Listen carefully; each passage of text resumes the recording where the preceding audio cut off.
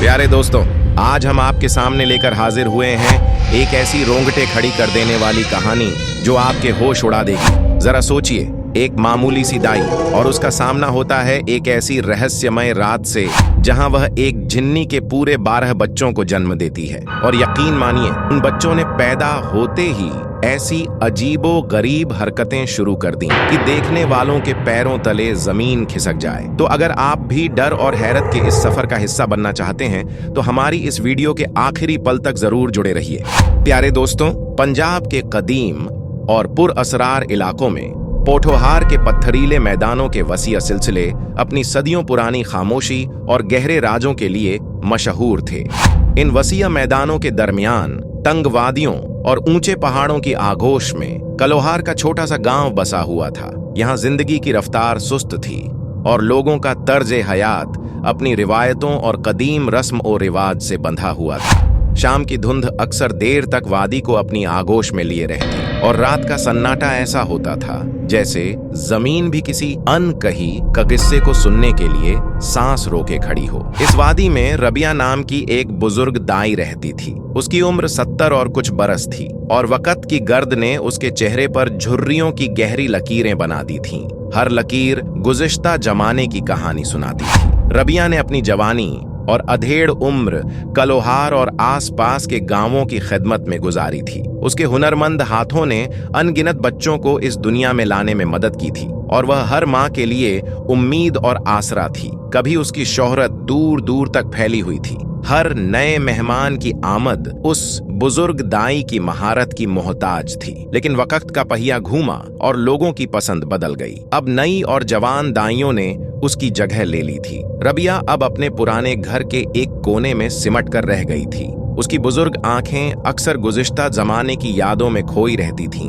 उन लम्हों को याद करती जब उसके हाथों में बच्चे खेला करते थे और उसकी आवाज हर खुशी के मौके पर गूंजा करती थी। अब वह तन्हाई का शिकार थी और उसकी जिंदगी आहिस्ता आहिस्ता ढलती जा रही थी। उसका एक बेटा था, जमशेद, जो अपनी माँ के बिल्कुल बरक्स था। जवानी की दहलीज पर कदम रखने वाला जमशेद नाकारा, आवारा और नशे की आदत में बुरी तरह मुब्तला हो चुका था। शराब नोशी और जुए की लत ने उसे किसी काम का नहीं छोड़ा था। जब रबिया की कमाई अच्छी थी तो जमशेद अपनी ऐशो इशरत पर बेदरीग उड़ाता था और अब जब घर में फाके थे और माँ की हालत बुरी थी तो वह और भी बेपरवाह हो गया था। अपनी माँ की तकलीफों से बेखबर अपनी धुन में मस्त रहता था।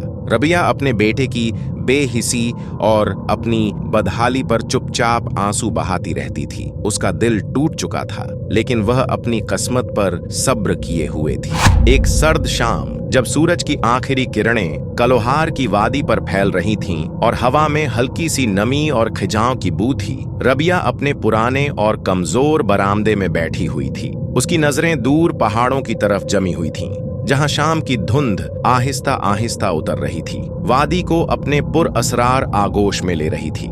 अचानक उसकी तवज्जो बरामदे के एक कोने में सिमटी हुई एक काली बिल्ली पर पड़ी। बिल्ली का पेट नुमाया तौर पर फूला हुआ था, जो इस बात की अलामत थी कि वह बहुत जल्द मां बनने वाली है। रबिया ने उस बेजुबान जानवर को देखा और उसके दिल में एक हल्की सी टीस उठी, एक दर्द भरा एहसास जो उसे अपनी बेबसी की याद दिला रहा था। देख बेजुबान, वह धीमी और थकी हुई आवाज में बोली। उसकी आवाज में गम और बेबसी की गहराई थी। मुझे भी अब कोई नहीं पूछता कभी मेरे हाथों में कितने बच्चे खेला करते थे और अब तो सबने मुझसे मुंह फेर लिया है। अगर तू इंसान होती तो तेरे बच्चे भी मैं ही पैदा करवाती। यह कहकर रबिया ने एक लंबी और ठंडी सांस ली और अपने पुराने कमरे में चली गई। उस तन्हाई में जहां अब उसकी जिंदगी के आखिरी दिन गुजर रहे थे, उस उम्मीद के साथ कि शायद कल कुछ बेहतर हो। उस रात जब कलोहार की वादी गहरी नींद में सोई हुई थी और सिर्फ झींगुरों की आवाज सन्नाटे को और भी गहरा बना रही थी, रबिया के दरवाजे पर हल्की सी लेकिन मुस्तकिल दस्तक हुई। रबिया चौंक उठी। इतनी रात गए कौन आ सकता है? डर और हैरत के आलम में वह अपने कमरे से बाहर निकली और धीरे धीरे अपने थके हुए कदमों से दरवाजे की तरफ बढ़ी। जब उसने दरवाजा खोला तो उसे एक लंबा शख्स नजर आया, जिसने अपने चेहरे को एक सियाह और घनी चादर से इस तरह छुपा रखा था कि सिर्फ उसकी चमकती हुई आंखें और लंबी पतली उंगलियां ही अंधेरे में नुमाया थीं। उसकी मौजूदगी में एक अजीब सी ठंडक और भारीपन था, जो रबिया के दिल में डर की एक सर्द लहर दौड़ा गया। ए बुजुर्ग औरत, अजनबी की भारी और गूंजती हुई आवाज सन्नाटे को तोड़ती हुई सुनाई दी। उसकी आवाज में हुकूमत और गहराई थी। मेरी बीवी तकलीफ में है, तुम्हें मेरे साथ चलना होगा। रबिया की आंखें हैरत से फैल गईं। इतनी रात गए, ये भयानक अजनबी, तुम कौन हो और तुम्हारी बीवी को क्या तकलीफ है? उसने डर और शक की मिली जुली आवाज में पूछा। उसकी आवाज लरज रही थी और उसका दिल तेजी से धड़क रहा था। मैं राह भटका हुआ मुसाफिर हूं, अजनबी ने जवाब दिया। उसकी आवाज में एक अजीब सी झिझक और गहराई थी, जैसे वह कोई राज छुपा रहा हो। मेरी बीवी, वह एक नाजुक हाल में है और उसे तुम्हारी हुनरमंदी और तजुर्बे की जरूरत है। मैं तुम्हें इसका बहुत बड़ा इनाम दूंगा, ऐसा इनाम जो तुम्हारी जिंदगी बदल देगा।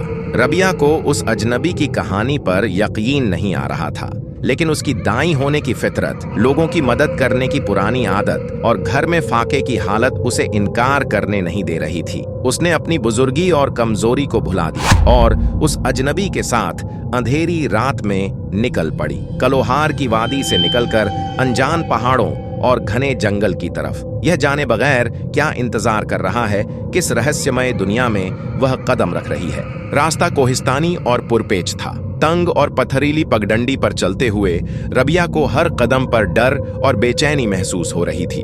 जंगल घना और भयानक लग रहा था, जैसे हर दरख्त और हर झाड़ी कोई राज छुपाए हुए हो। ऊंचे दरख्तों की शाखें आपस में उलझी हुई थीं। चांद की हल्की रोशनी भी अंधेरे को कम नहीं कर पा रही थी, बल्कि उसे और भी रहस्यमय बना रही थी। हर तरफ अजीब और गरीब आवाजें सुनाई दे रही थीं। पत्तों की सरसराहट, दूर कहीं किसी जानवर की दहाड़ और कभी कभी किसी अज्ञात मखलूका की चीख जो दिल में डर की लहर दौड़ा देती थी। रबिया का दिल तेजी से धड़क रहा था। उसके पांव थक रहे थे, लेकिन वह चुपचाप अजनबी के पीछे चलती रही, उस उम्मीद पर कि शायद उसे सच में कोई ऐसा इनाम मिलेगा जो उसकी बदहाली को दूर कर सके और उसकी आने वाली जिंदगी को कुछ आराम दे सके। काफी दूर और लंबे दुश्वार सफर के बाद वह एक ऐसी वादी में पहुंचे जो कलोहार से बिल्कुल मुख्तलिफ थी। यहाँ ऊंचे और सीधे पहाड़ थे, जिनकी चोटियां आसमान को छूती हुई थीं और जिनके दरमियान एक अजीब ओ गरीब रोशनी फैली हुई थी। ये रोशनी किसी छोटे शहर की मानिंद लग रही थी, लेकिन इसमें वह इंसानी रौनक और आमद ओ रफ्त नहीं थी जो आम बस्तियों में होती है। दूर से अजीब ओ गरीब शक्लें और परछाइयां हरकत करती हुई दिखाई दे रही थीं, जो किसी और ही दुनिया की मखलूकात लगती थीं। रबिया हैरान रह गई। उसने पहले कभी ऐसी जगह नहीं देखी थी। यह कलोहार की सादगी और खामोशी से कितनी मुख्तलिफ थी। यहाँ हर चीज में एक रहस्यमय और अजनबी एहसास था। अजनबी उसे एक तरफ ले गया, जहाँ एक छोटी सी पुरानी और कमजोर झोपड़ी बनी हुई थी। झोपड़ी पत्थरों और लकड़ी से बनी थी और उसकी हालत देखकर लग रहा था कि वह किसी भी वक्त गिर जाएगी। अजनबी ने रबिया को अंदर आने को कहा। झोपड़ी के अंदर अंधेरा था, लेकिन जब अजनबी ने एक मशाल जलाई तो रबिया की आंखें हैरत से फैल गईं। चारपाई पर एक खूबसूरत औरत लेटी हुई थी, जिसके बाल लंबे और स्याह थे और उसका चेहरा बेदाग और पुरनूर था, लेकिन उस वक्त उसके चेहरे पर शदीद दर्द के आसार नुमाया थे। उसकी आंखें बंद थीं और उसके होंठ भिंचे हुए थे। जब वह दर्द से चीखती तो उसके चेहरे की रंगत बदल जाती, उसकी आंखें और भी चमकने लगती और उसके नक्श इस तरह बिगड़ते कि वह पल भर के लिए किसी चुड़ैल या भयानक मखलूकन की तरह लगती। रबिया डर और हैरत से उसे देख रही थी। ये कैसी औरत थी जिसकी खूबसूरती में भी इतना खौफ छुपा हुआ था? रबिया ने फौरन उस औरत का मुआयना किया। विलादत का वक्त करीब था।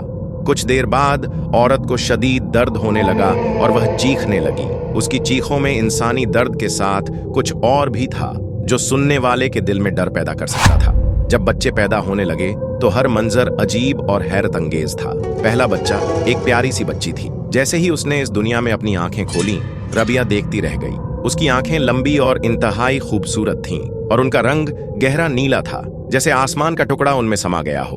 उसकी रेशमी जुल्फें उसके छोटे से चेहरे पर बिखरी हुई थीं, लेकिन फिर अचानक वह बच्ची हवा में उछली और छत से जा लगी। कुछ देर वहां चिपकी रही और फिर नीचे गिर गई। बिल्कुल सही सलामत। दूसरा बच्चा एक लड़का था जो पैदा होते ही सीधा बैठ गया। उसकी छोटी छोटी आंखें तेज थीं, जैसे वह पहले से ही सब कुछ जानता हो और दुनिया को अपनी गहरी नजरों से परख रहा हो। तीसरा बच्चा एक और लड़का पैदा होते ही घुटनों के बल चलने लगा, कमरे में इधर उधर तेजी से हरकत कर रहा था। इसी तरह कुल 12 बच्चे पैदा हुए और हर बच्चे में कोई न कोई अजीब हरकत या खासियत थी। किसी की आंखें अंधेरे में चमकती थीं, किसी के हाथों में अजीब सी ताकत थी जो लकड़ी के टुकड़ों को भी तोड़ सकती थी। जब आखिरी बच्चा पैदा हुआ तो कमरे में एक अजीब सन्नाटा छा गया। फिर अचानक सारे बच्चे, लड़के और वह नीली आंखों वाली प्यारी बच्ची एक सीधी लाइन में बैठ गए। वह आपस में अपनी ही अजीबो गरीब जबान में बातें करने लगे जिसे रबिया बिल्कुल नहीं समझ पा रही थी। उनकी हरकतें और बातें इतनी असामान्य थीं कि बुढ़िया रबिया डर के मारे कांपने लगी। उसका दिल तेजी से धड़क रहा था और वह जल्द से जल्द उस जगह से निकलने का सोचने लगी। तब वह औरत जिसने बच्चों को जन्म दिया था ने रबिया की तरफ देखा और उसकी आवाज बदल गई। बुजुर्ग दाई, वह बोली। उसकी आवाज में अब वह दर्द नहीं था बल्कि एक अजीब पहचान और नरमी थी। मैं वही काली बिल्ली हूं जिसको तुमने बरामदे में कहा था कि अगर तू इंसान होती तो तेरे बच्चे मैं ही पैदा करती। तुम्हारी उस बात ने मुझे और मेरे शौहर को तुम्हारे पास भेजने पर मजबूर किया। हम तुम्हारा एहसान कभी नहीं भूलेंगे। रबिया की आंखें हैरत से फैल गईं। यह क्या सुन रही थी वह काली बिल्ली, वह जिन्न थी और उसने उसकी बेइख्तियारी में कही हुई बात को सुन लिया था और उसका इतना गहरा असर लिया था। उसी वक्त उस लंबे शख्स जिन्न शौहर ने रबिया की तरफ देखा और उसकी आंखों में एक सख्त इशारा था। बुजुर्ग औरत, उसने धीमी लेकिन गंभीर आवाज में कहा, तुमने जो कुछ भी यहाँ देखा है इसके बारे में किसी को कुछ नहीं बताना। अगर तुमने ऐसा किया तो इसका अंजाम बहुत बुरा होगा। उसकी आवाज में ऐसी ताकत थी कि रबिया डर से सहम गई और उसने सर हिलाकर हामी भर दी। वह बस यही चाहती थी कि किसी तरह यहाँ से जिंदा निकल जाए। फिर उस जिन्न शौहर ने उसे वापस जाने का रास्ता बताया। रास्ते में वापस आते हुए जब अंधेरी रात जंगल पर और भी गहरी हो गई थी, वह शौहर जिन्न रबिया की झोली में कुछ वजनी पत्थर रख गया। यह तुम्हारा इनाम है, वह बोला। उसकी आवाज में गहराई और राज था। अंधेरे की वजह से रबिया को पता नहीं चला कि वह क्या है। वह हैरान और मायूस हुई कि इनाम सिर्फ पत्थर। उसने डर के मारे उससे कुछ न कहा। वजन की वजह से उसने कुछ पत्थर चुपके से रास्ते में गिरा भी दिए क्योंकि वह बुजुर्ग थी और इतना वजन उठाना उसके लिए मुश्किल था। जिन्न शौहर जो उसके साथ चल रहा था ने उसे पत्थर फेंकते हुए देख लिया था, लेकिन वह खामोश रहा। शायद वह इंसानों की कम हौसलगी और बेसब्री को समझता था। रबिया डर और हैरानी के मिले जुले एहसासात के साथ उस पुर असरार जगह से रवाना हो गई। उस रात की अजीबोगरीब घटनाओं और जिन्न शौहर की चेतावनी को अपने दिल में दबाए हुए घर पहुंची। उसने वह बाकी पत्थर अपनी चारपाई पर रख दिए। घर में भी अंधेरा था। वह थक कर दूसरे कमरे में चली गई जहां उसका बेटा जमशेद सोया हुआ था और वह भी गहरी नींद सो गई। उस अजीब रात और उस इनाम के बारे में सोचते हुए जो उसे सिर्फ पत्थर की शक्ल में मिला था। सुबह जब रबिया उठी तो सूरज की रोशनी कमरे में फैल रही थी। उसे रात का पूरा वाकया याद आया। उसने अपने बेटे जमशेद को आवाज दी और उसे रात की कहानी सुनाई, जिन्हों के बच्चों और उस इनाम का जिक्र किया जो उसे पत्थरों की शक्ल में मिला था। वह पत्थर बाहर पड़े हैं, उसने कहा। उसकी आवाज में अब भी डर और बेयकीनी थी। जाओ और उन्हें फेंक आओ, मुझे उनसे डर लग रहा है। जमशेद, जो हमेशा से नाकारा था, बेदिली से उठा और बाहर दूसरे कमरे में गया जहां रबिया ने वह पत्थर रखे थे। जब उसकी नजर उन पर पड़ी तो वह हैरत से जम गया। ये तो आम पत्थर नहीं थे। सूरज की रोशनी में वह चमक रहे थे। उनमें आग की सी लौ और अनोखे रंग थे। जमशेद ने झुककर एक पत्थर उठाया। वह भारी जरूर था, लेकिन उसकी चमक और कठा बहुत अलग था। उसने अपनी कम इल्म जिंदगी में कभी ऐसी चीज नहीं देखी थी। उसे फौरन एहसास हो गया कि यह आम पत्थर नहीं बल्कि कुछ और ही है। माँ! वह चीखता हुआ अपने कमरे की तरफ भागा। माँ, ये पत्थर, ये तो हीरे हैं। रबिया और जमशेद दोनों हैरान और खुश हुए। जाओ बेटा, रबिया ने कहा। उसकी आवाज में अब खुशी और अफसोस का मिला जुला एहसास था। मैंने रास्ते में कुछ पत्थर फेंक दिए थे। मुझे लगा वह सिर्फ भारी पत्थर हैं। जाओ, जंगल की तरफ जाकर देखो, शायद वह अभी भी वहां पड़े हों। जमशेद फौरन उठा और जंगल की तरफ भागा, उस उम्मीद पर कि शायद उसे वह फेंके हुए हीरे भी मिल जाए। वह उस रास्ते पर गया जिस पर उसकी माँ ने बताया था। उसने हर तरफ देखा, हर किनारे और हर झाड़ी में तलाश की, लेकिन उसे कोई हीरा नहीं मिला। रात के अंधेरे में रबिया ने जो पत्थर फेंके थे वह कहीं गायब हो चुके थे। दरअसल वह जिन्न शौहर ने रबिया को पत्थर फेंकते हुए देख लिया था।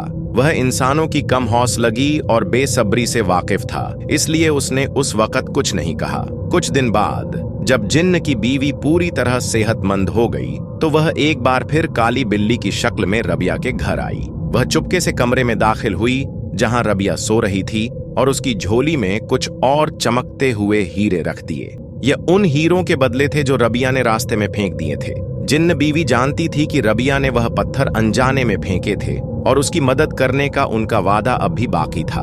उन हीरों से रबिया और जमशेद की बाकी जिंदगी अच्छी गुजरी। रबिया अमीर हो गई और उसका बेटा जमशेद भी सुधर गया। उसने बुरी आदतें छोड़ दी और अपनी माँ की खिदमत करने लगा। गांव वाले हैरान थे कि अचानक उनकी हालत कैसे बदल गई, लेकिन रबिया ने कभी उस रात का राज किसी पर जाहिर नहीं किया। वह जानती थी कि जिन्हों से किया हुआ वादा हमेशा निभाना चाहिए। प्यारे दोस्तों, यह थी एक बुजुर्ग दाई रबिया और उसकी जिंदगी में आए एक पुरअसरार मोड़ की कहानी। उम्मीद है आपको यह कहानी पसंद आई होगी। मिलते हैं अगली कहानी में।